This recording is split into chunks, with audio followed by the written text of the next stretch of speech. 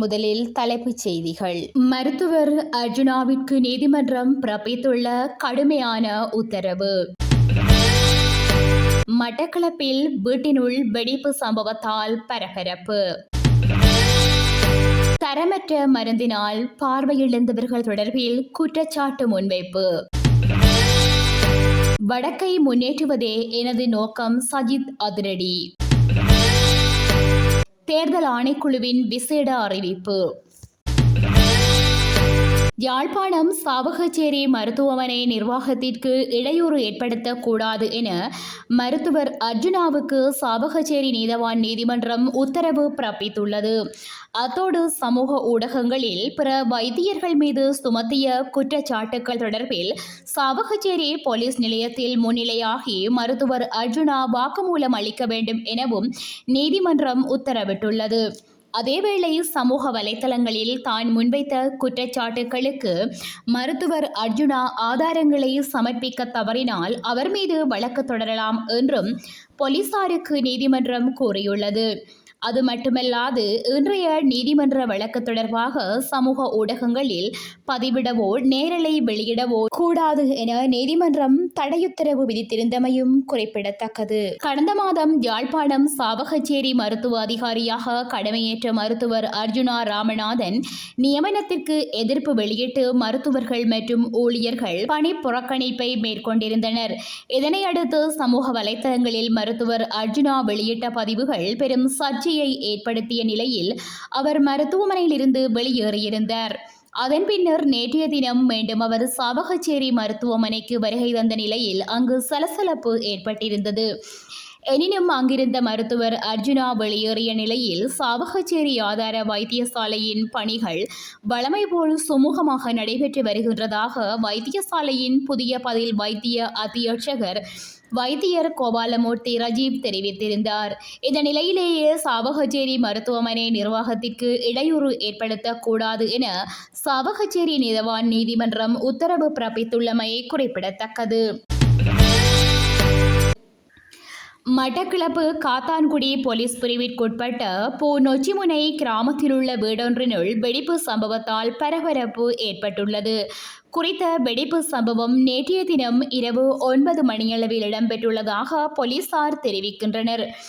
நொச்சிமுனை பச்சை வீட்டு திட்டமெனும் குடியேற்ற கிராமத்திலேயே இந்த வெடிப்பு சம்பவம் பதிவாகியுள்ள நிலையில் வீட்டின் அறையொன்றிலேயே குறித்த வெடிப்பு சம்பவம் நிகழ்ந்துள்ளது. பாரிய சேதங்கள் ஏற்படாத நிலையிலும் இதன்போது பாரிய அளவிலான சத்தம் மிக நீண்ட தூரத்துக்கு கேட்டதாக அப்பகுதி மக்கள் அச்சத்துடன் தெரிவிக்கின்றனர். அதேவேளை நீல நிறத்திலான பொருளொன்று வீட்டின் ஓட்டை உடைத்து கொண்டு சென்றதாக வீட்டில் தங்கியிருந்தவர்கள் தெரிவிக்கின்றனர். இது தொடர்பாக மட்டக்களப்பு தடயவியல் போலீஸ் பிரிவினர் தீவிர விசாரணைகளை மேற்கொண்டுள்ளதுடன் இராணுவத்தினரும் போலீசாரும் தொடர்ந்து விசாரணைகளை மேற்கொண்டு வருகின்றனர். தரம் குறைந்த மருந்து பொருட்களினால் கண் பார்வை இழந்தவர்களுக்கு இதுவரையில் நட்டஈடு வழங்கவில்லை என குற்றம் சுமத்தப்பட்டுள்ளது. அரசாங்க வைத்தியசாலையில் தரம் குறைந்த பிரெட்னிசிலோன் என்ற மருந்து வகையை வழங்கியதனால் சிலர் கண் பார்வையை இழக்க நேரிட்டமை பெரும் சர்ச்சையை உருவாக்கியிருந்தது. எனினும் இந்த நோயாளிகளுக்கு வழங்குவதாக அரசாங்கம் உறுதியளித்த நட்டஈடு இதுவரை வழங்கப்படவில்லை என சுகாதார தொழிற்சங்க கூட்டணி குற்றம் சுமத்தியுள்ளது. இந்த மருந்தினால் கண் பார்வை இழந்தவர்களுக்கு சிகிச்சை அளிப்பதற்கு தேவையான மருந்து வைத்தியசாலையில் தட்டுப்பாடாக காணப்படுவதாக தெரிவிக்கப்படுகின்றது.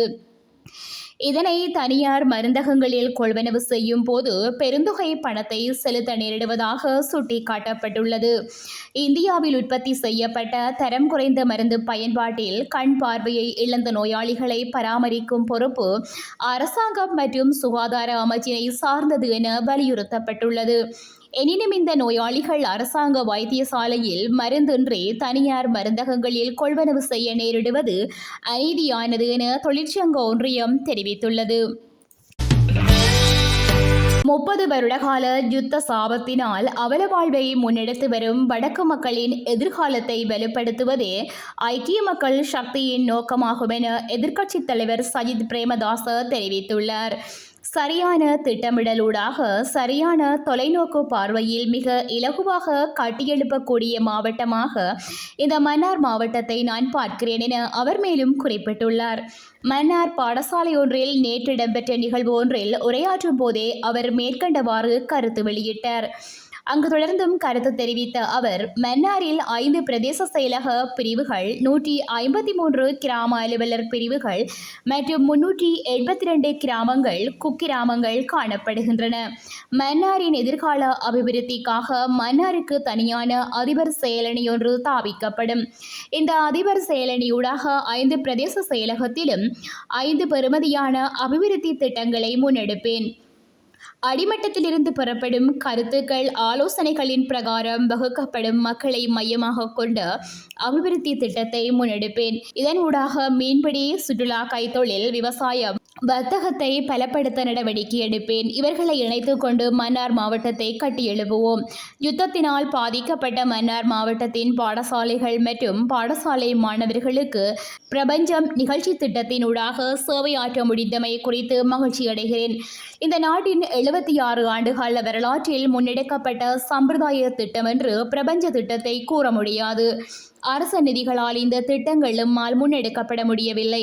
நாட்டை கட்டியெழுப்ப வேண்டும் என்ற நன்னோக்கில் எமக்கு வழங்கப்படும் நன்கொடையாளர்களின் பங்களிப்பிலேயே இந்த திட்டத்தை முன்னெடுத்து வருகிறோம் என தெரிவித்தார்.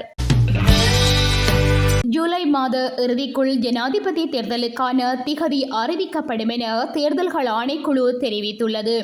சற்று முன்னர் இடம்பெற்ற விசேட ஊடகவியலாளர் சந்திப்பில் கலந்து கொண்ட தேர்தல்கள் ஆணைக்குழுவின் தலைவர் RMAL ரத்னநாயக்க இதனை தெரிவித்தார். இந்த திகதியை நடைமுறைப்படுத்துவதில் வேறு எந்த காரணமும் பாதிப்பை ஏற்படுத்தாது என்றும் அவர் இதன்போது தெரிவித்தார். அரசியலமைப்பு மற்றும் ஜனாதிபதியின் சட்டத்தின்படி இந்த சின்னங்களை எவரும் பரிசீலிக்க முடியும் எனவும் தேர்தல்கள் ஆணைக்குழுவின் தலைவர் RMAL ரத்னநாயக்க தெரிவித்தார். ஜனாதிபதி தேர்தலுக்கான வேட்பு மனுக்களை ஏற்றுக்கொள்வது தேர்தலுக்கான திகதி அறிவிக்கப்பட்ட நாளிலிருந்து 16 முதல் 21 நாட்களுக்குள் மேற்கொள்ளப்படும். வேட்புமனுக்கள் ஏற்றுக்கொள்ளப்பட்ட நாளிலிருந்து 4 தொடக்கம் 6 வாரங்களுக்குள் ஜனாதிபதி தேர்தல் நடத்தப்பட வேண்டும் என்றும் அவர் குறிப்பிட்டுள்ளார். இத்துடன் செய்திகள் நிறைவடைகின்றன. மேலதிக செய்திகளை எமது இணையதளமான www.todayjefna.com என்ற இணையதளத்தில் பார்வையிடலாம்.